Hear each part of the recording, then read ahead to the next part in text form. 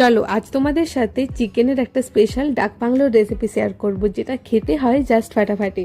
প্রথমে একটা স্পেশাল মশলা রেডি করব। এর জন্য একটা প্লেটে হাফ চামচ জিরে, হাফ চামচ ধনে, হাফ চামচের মতো গোলমরিচ, দুটো এলাচ, দুটো লবঙ্গ, অল্প দারুচিনি আর দুটো শুকনো লঙ্কা শুকনো কড়াতে ভেজে গুঁড়িয়ে রাখবো। এবার চিকেনটা নুন, হলুদ, লঙ্কা গুঁড়ো, 2 চামচ আদা রসুন বাটা, টক দই আর সর্ষের তেল দিয়ে কিছুক্ষণ মেখে রেস্টে রাখবো। এবার কড়াতে তেল দিয়ে কড়াতে কয়েকটা আলু ভেজে নিতে হবে। নুন হলুদ দিয়ে আলুটা ভেজে নিলেই হবে। আলুটা ভাজা হবে, ভালোভাবে ভাজা হয়ে গেলে তারপর ওই কড়াতেই দুটো সেদ্ধ করা ডিম ভেজে নিতে হবে। এই রেসিপিতে সেদ্ধ করা ডিম লাগে, তাই তোমাদের ইচ্ছে মতো ডিম ব্যবহার করতে পারো। ডিমটা ভাজা হয়ে গেলে ওই কড়াতেই আরও কিছুটা তেল দিয়ে দিতে হবে। এতে কয়েকটা গোটা গরম মশলা আর একটা শুকনো লঙ্কা ফোড়নে দেওয়ার পর দুটো মিডিয়াম সাইজের কুচনো পেঁয়াজ দিয়ে দিচ্ছি। পেঁয়াজের কালারটা যতক্ষণ না পর্যন্ত চেঞ্জ হচ্ছে, হালকা ব্রাউন কালার আসছে, ততক্ষণ ভেজে নিতে হবে।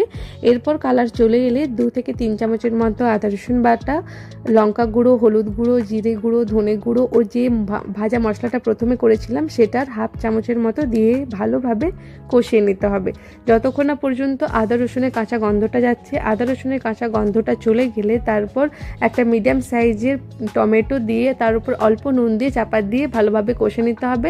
নুনটা দেওয়ার জন্য টমেটোটা খুব সহজে গলে যাবে। টমেটোটা ভালোভাবে গলে গেলে তারপর ম্যারিনেট করা চিকেনটা দিয়ে দেবো।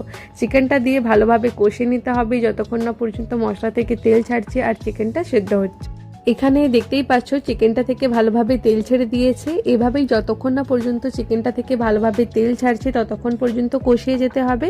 কষানো হয়ে গেলে ভেজে রাখা আলুটা দিয়ে আরও 2 থেকে 3 মিনিটের জন্য কষিয়ে নিয়ে গরম জল দিয়ে ফুটিয়ে নিতে হবে। গরম জল দিয়ে একটু ফুটে গেলেই তারপর সেদ্ধ করা ডিম দুটো দিয়ে আরও 3 থেকে 4 মিনিটের জন্য ফুটিয়ে শেষে নামানোর আগে হাফ চামচের মতো যে ভাজা মশলাটা করে রেখেছিলাম সেটা দিয়ে নামিয়ে নিলেই কিন্তু রেডি এই দুর্দান্ত স্বাদের চিকেন ডাক বাংলোর রেসিপি।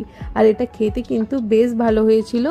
চিকেনের ওই একই রকম একঘেয়ে পাতলা ঝোলের জায়গায় এটা কিন্তু বানিয়ে দেখতে পারো, খুবই টেস্টি হয়। তো তোমরা একবার হলেও এটা বানিয়ে দেখো আর আমাকে জানিও তোমাদের কেমন লাগলো। আর আজকের ভিডিওটা তোমাদের কেমন লাগলো সেটাও আমাকে কমেন্টে জানাতে ভুলবে না। আর ভালো লাগলে সাবস্ক্রাইব করে দিও।